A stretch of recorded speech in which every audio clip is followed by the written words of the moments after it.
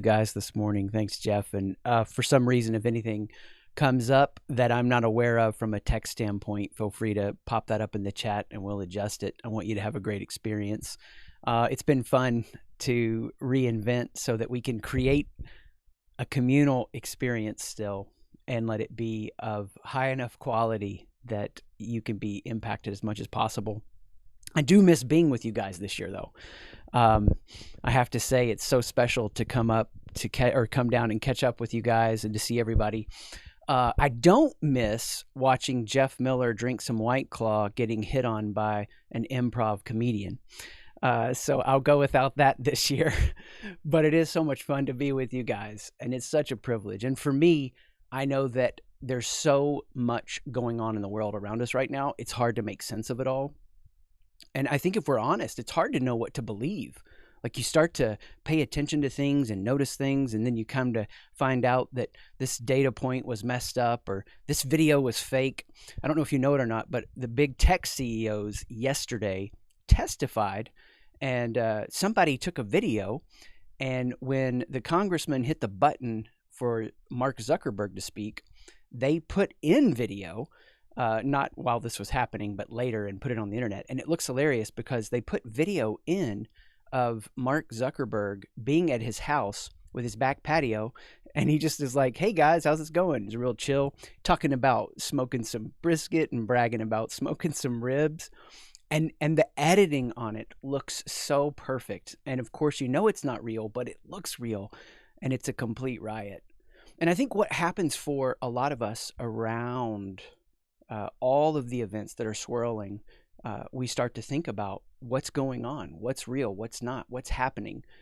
We use terms like riot and protest, and we see the struggles and we see the pain. And frankly, here we are almost a little bit over halfway through 2020. For a lot of people, I hear a sentiment of, I'm ready for this year to be over. I'm ready to be done with this year. When is it gonna get past all this craziness? And I want to give you something to think about, and then I'm going to give you a way to understand it. But to the degree this year is hard for some people, for lots of people, it's also transformative for others. That's not hype.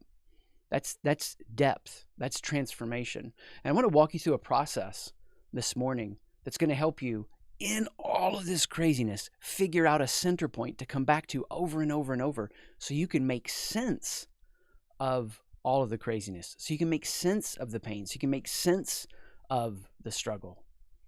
And I'm going to walk you through this in just three terms to give you a way of thinking about what's happening right now when I can't make sense of it, when I feel fatigued, when I feel tired, when I'm struggling. What can I do? And the first word I'm going to give you is this: animus. Animus. A-N-I-M-U-S. Animus. See, what happens when we're in a major period of disruption throughout society, and that's happening, right?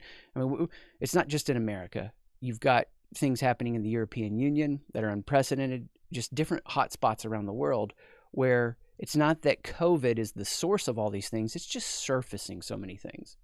Well, what happens when you're going through a period like that? Everybody shifts to focus on something else or someone else. Throughout history, this has been known as scapegoating. We take the struggle that we're having within, we take the anxiety we're having within, we take the pain we're having within, and we put it out on others.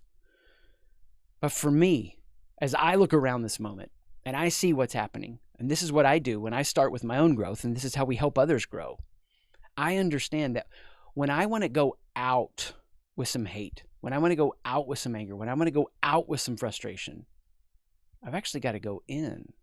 I've got to pay attention. Here's what I mean. I don't know if you've ever heard that old parable before about the good wolf and the bad wolf.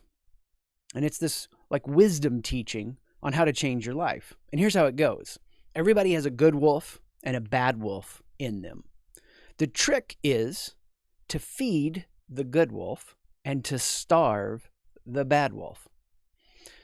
The problem with this short-sighted advice is that it will teach you to cut yourself off from the deepest parts of who you are, how you find fuel and meaning when you're struggling most, how to access creative states on demand, how to be in tune and know when something troubling is coming around the corner and you need to get ready.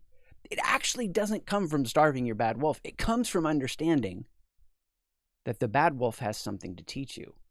When there are days when you feel like pushing away from the desk and you're working from home and you feel like you've worked more than ever in your whole life, and these little despairing thoughts pop up, to stuff those down, to shut those down, and to try to starve those is to miss your greatest growth opportunities. Here's another way of saying it.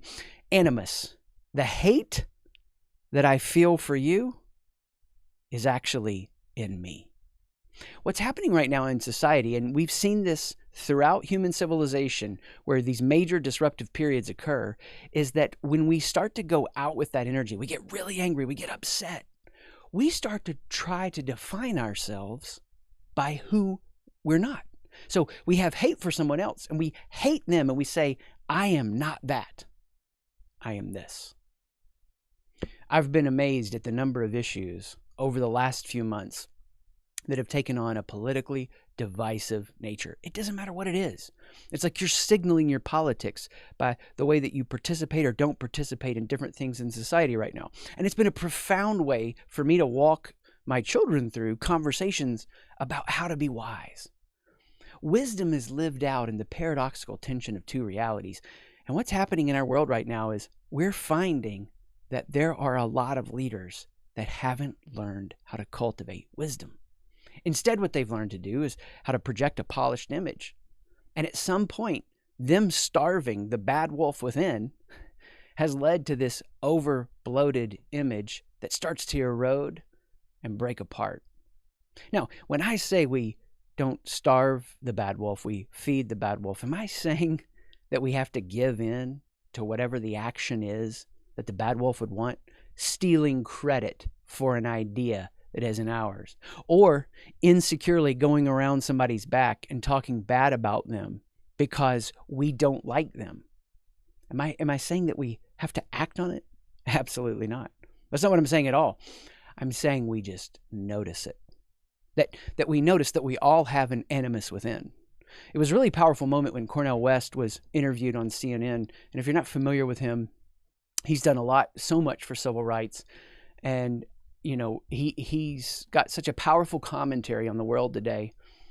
And what he said, and he used a word that I don't want to use, that a politician had used describing so many people that were acting out in hurt.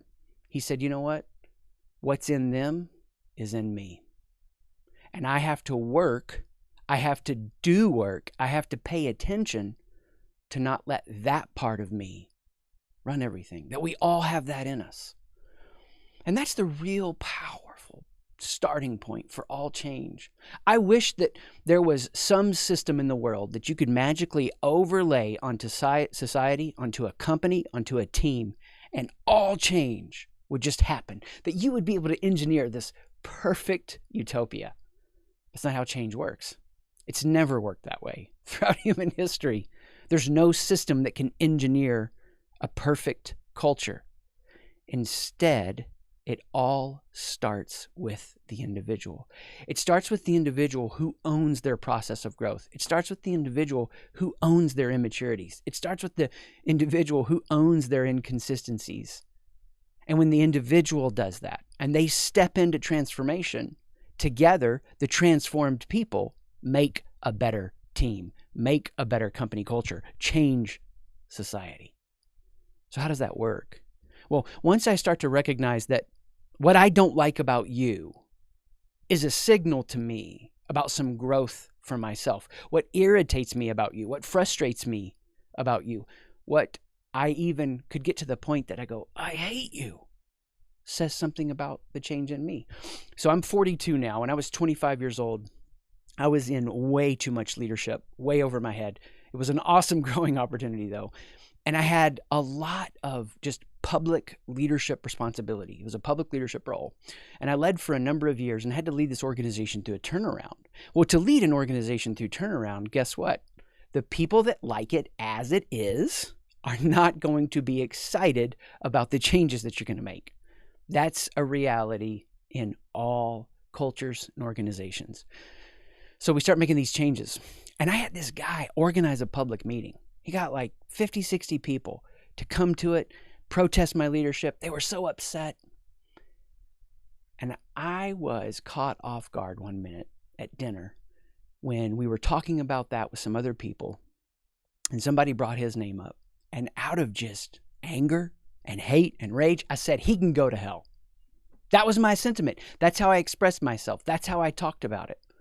And I remember when I said that out loud and said it with some vitriol, it was like this mirror was in my face then, and it was staring back at me. And as that mirror was staring back at me, I could see, oh, I'm making him the enemy rather than recognizing the enemy that's in me. Well, what do we do? Once we recognize that, how do we progress to growth? Well, after animus, and we recognize that the hate I feel for you reflects something about the growth that I need to experience, then we move to spiritus. From animus to spiritus. Now, when I use the word spiritus, I use this intentionally. I don't know about you, but I can be honest and say that quarantine life, shelter-in-place life during March and April was challenging in many ways.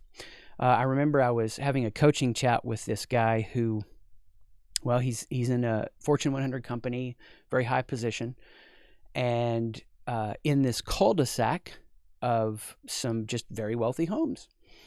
And we're in the coaching chat by video, and he pauses me, and I'm wondering what he's pausing me for, and he starts laughing. And I ask him what he's laughing about. And on his little cul-de-sac, there's not even that many houses. He said he just heard glass bottle after glass bottle after glass bottle when they were collecting the recycling trash. That quarantine work from home life had been a challenge. I use the word spiritus because we use the word spirit or spirits when we know as alcohol is consumed, maybe there's that sweet spot, not too much. I don't want to encourage too much dysfunction. When the right brain gets a little bit ahead of the left brain. Now, there's a subtle nuance here because very quickly you lose the left brain capacity, and that's when you're in trouble. Alcohol has this effect on you where it tells you something is okay, you're fine, you can operate when you can't because your left brain is not operating like it needs to. The problem with modern life and modern living is that it's conditioned us to have our left brain 1 second ahead of our right brain. So that most of our lives are made up of thinking and planning. I mean, really, when was the last time you had a blast? When was the last time you had fun? Like really fun. A huge belly laugh.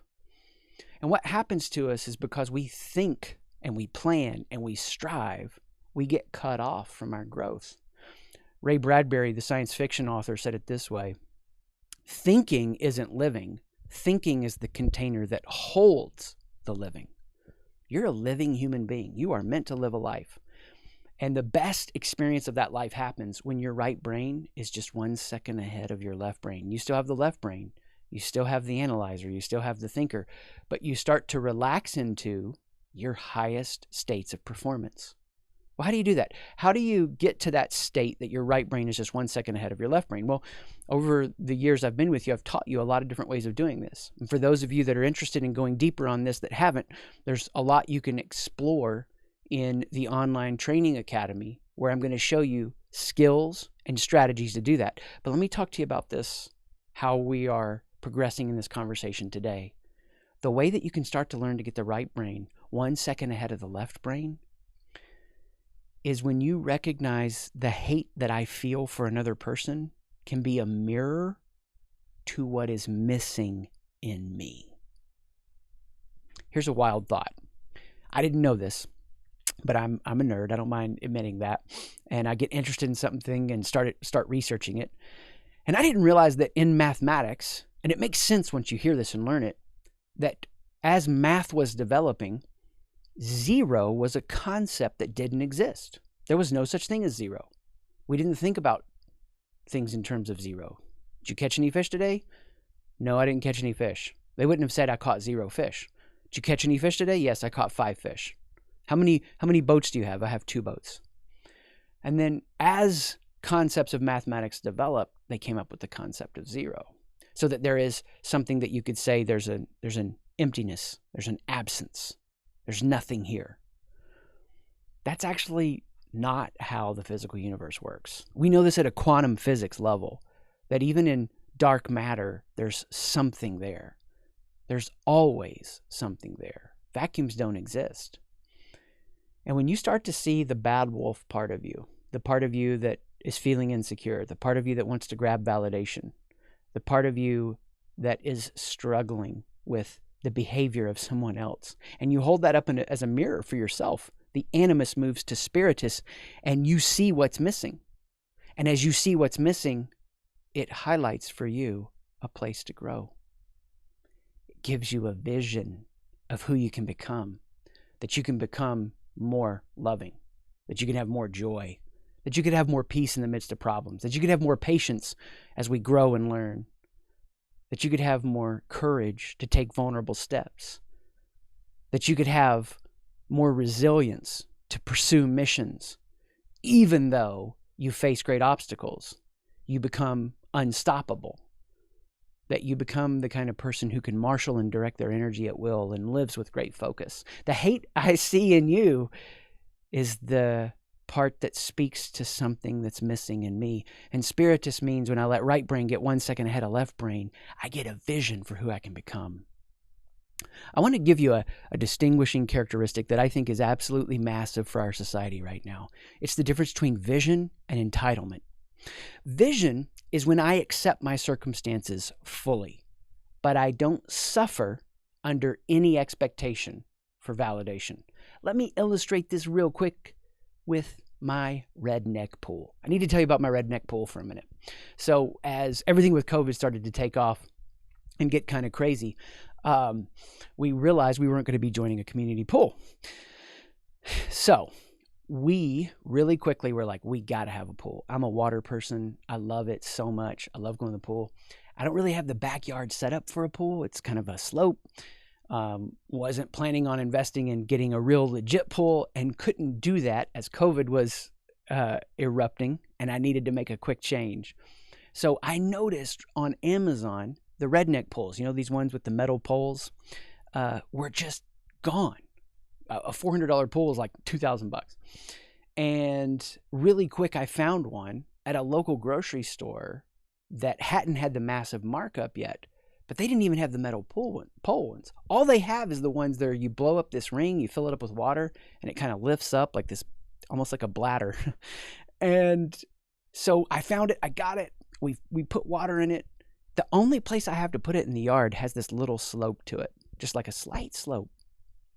So I have to have so much water in this thing, or the filter won't go. The water isn't high enough on the back end where it's sloping away from, and it won't filter the water. I have to have so much water in this thing that when it rains, it overfills and starts to cave in some. And I gotta go out there after it's done raining and fill it back up.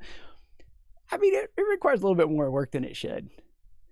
Sometime I'll have to show you guys a picture. My daughter snapped one of me, totally rednecking it up. I'm on a raft. It's like 15 feet wide. You can fit like multiple rafts on it. I'm on a raft. I'm stretched out, just chilling, soaking up those summer vibes.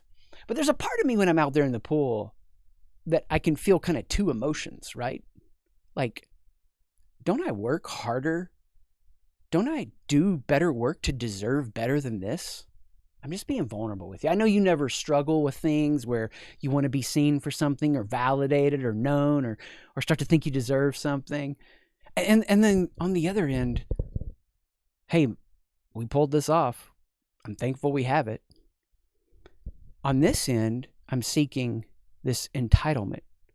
I expect someone else to do something for me. I deserve this. On this end, it's vision. I'm grateful for what it is. But I also look forward to maybe next year or the year after. At some point, I'm with you at one of the company meetings, and I'll put up a picture of the pool that's real, legit, not redneck style.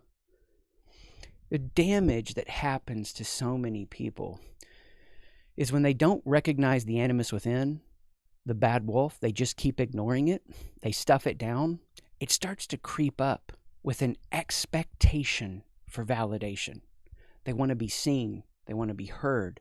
And that expectation for validation always means you will drift to entitlement. Because here's what happens. You expect someone else to make meaning for you that you can't make for yourself.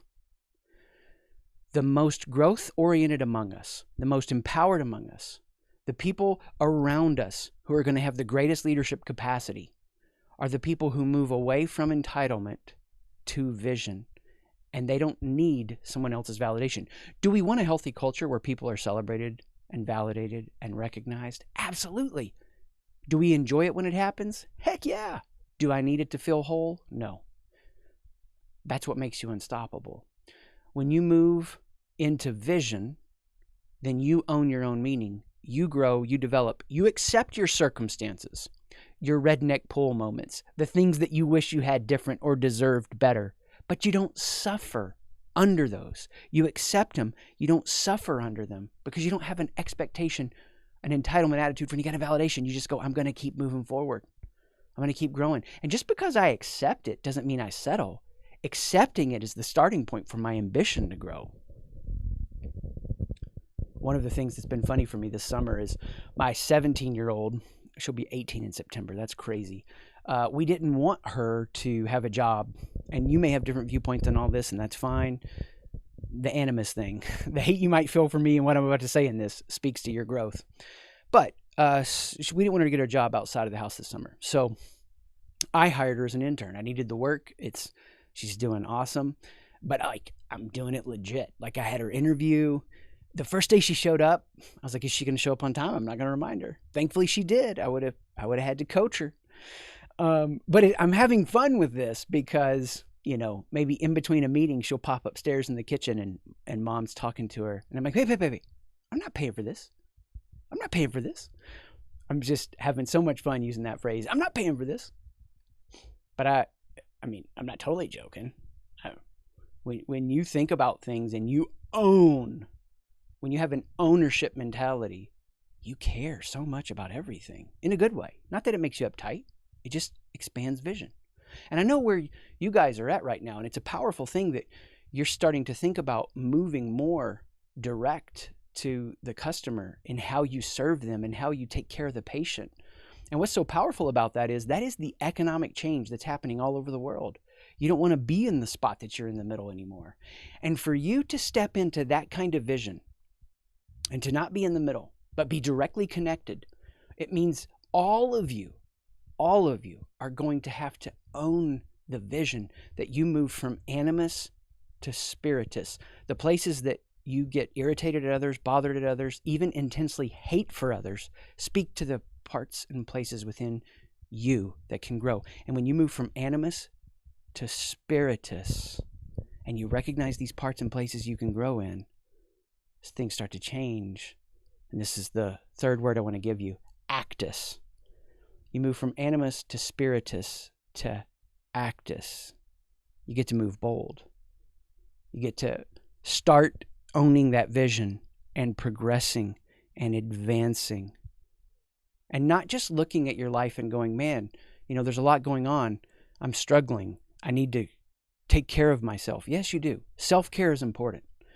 But as we live in this world, as we struggle in this world, as we adopt and adapt new practices to this new world, not waiting on a normal to return, because that's never how change works, we're going to be challenged. We're going to be fatigued. There are going to be moments we're going to lose heart. That's not abnormal. There's nothing wrong with you when that happens. It's just, what do you do then? If the starting point and end point is just taking care of yourself, that's great. It's a starting point. You'll never grow as much as you can. You start with self-care, but you end with action, with upgrading your mindset that leads to deep transformation. Animus, there's something in me that's unhappy, that's angry, that I'm putting on someone else that speaks to my growth. Spiritus, what I resent in them, what I want validation from others in, speaks to something that I need to learn to give myself, so that actus, I can move boldly, not just trying to take care of myself. And yes, I'm going to go out to my redneck pole and I'm going to take a little nap on the raft and it's going to be amazing. I'm going to take care of myself, but I'm going to engage the challenging task ahead and keep moving forward. And to do that, I'm going to teach you a secret that is baked in to coaching programs that a number of you have been through, but I don't tell you why I do it. I'm about to tell you why I do it.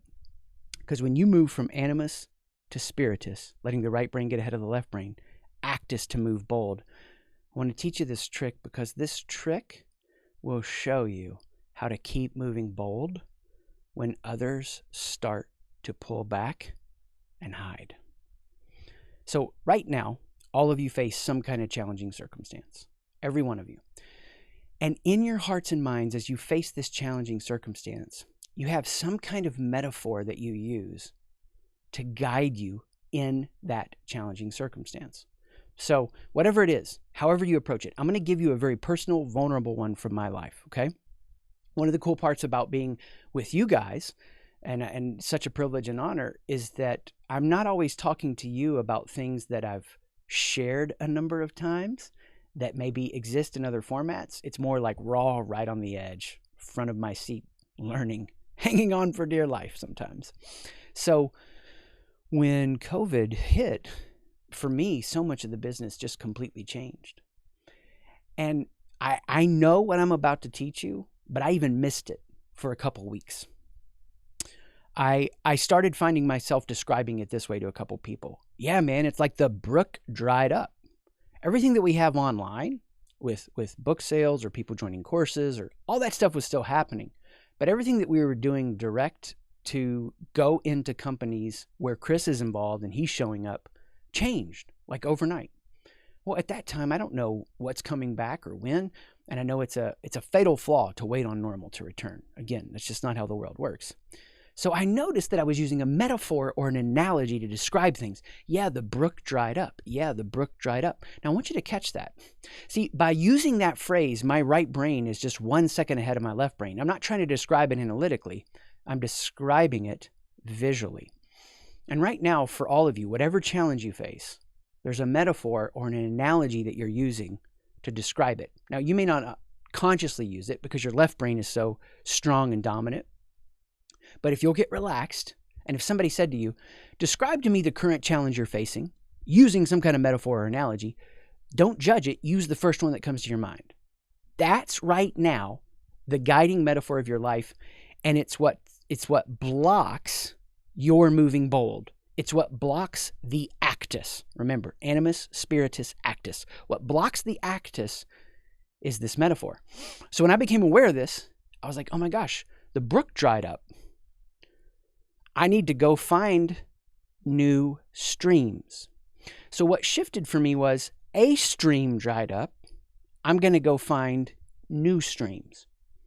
And so then in May and June and July, we opened up multiple streams. Just this week, we had a launch. We did a program launch like we've never done before, and it went the best of anyone we've ever done. Did it go as good as I wanted? No, because that's never going to happen. My vision will always outpace my resources. That's how you know you're growing.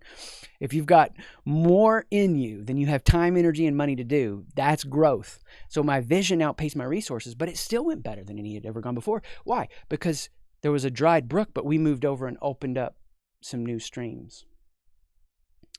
There's a metaphor that's guiding you right now.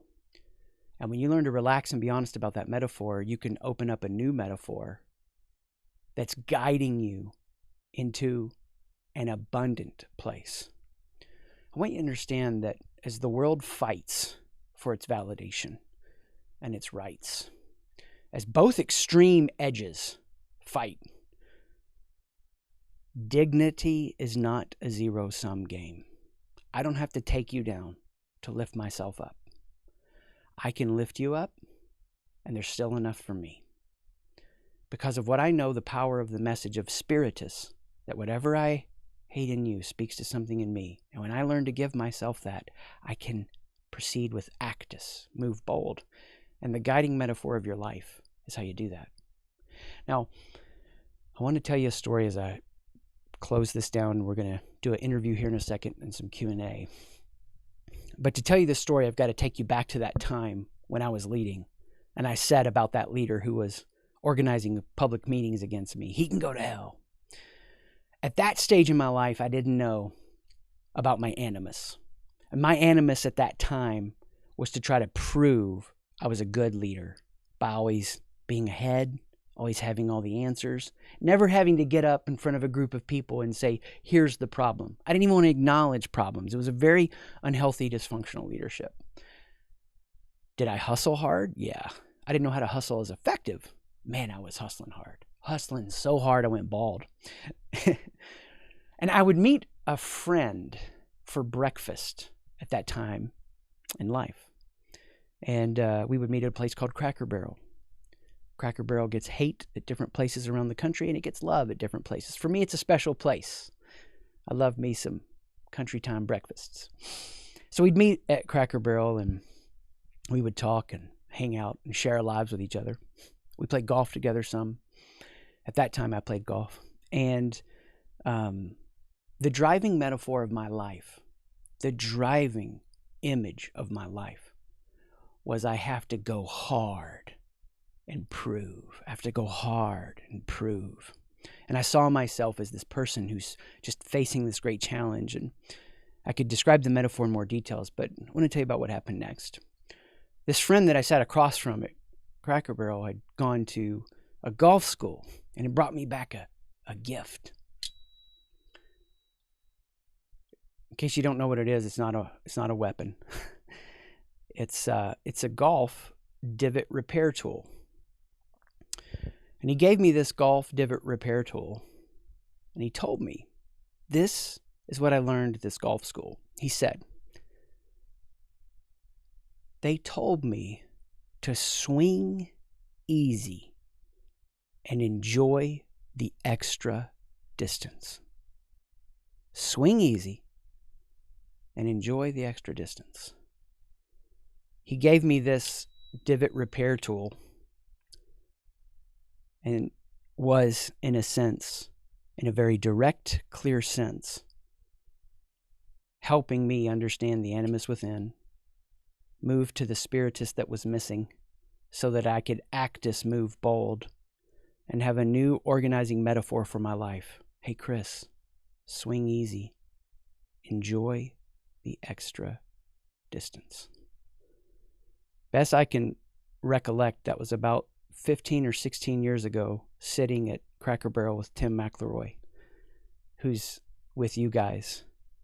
And I want you to know that right now in this moment, when so many are challenged, and it's the worst year for some people, it's going to be a transformative year for others. And your job is not just to survive. There are plenty of people that are going to survive, and we need to celebrate them. Your opportunity is to move away from entitlement to vision. Own your own meaning as you pay attention to the guiding metaphor of your life and flip it to something abundant. There's more, and you've barely tasted it. Thank you so much for paying attention and being with me this way. It's such a privilege. I want to do a special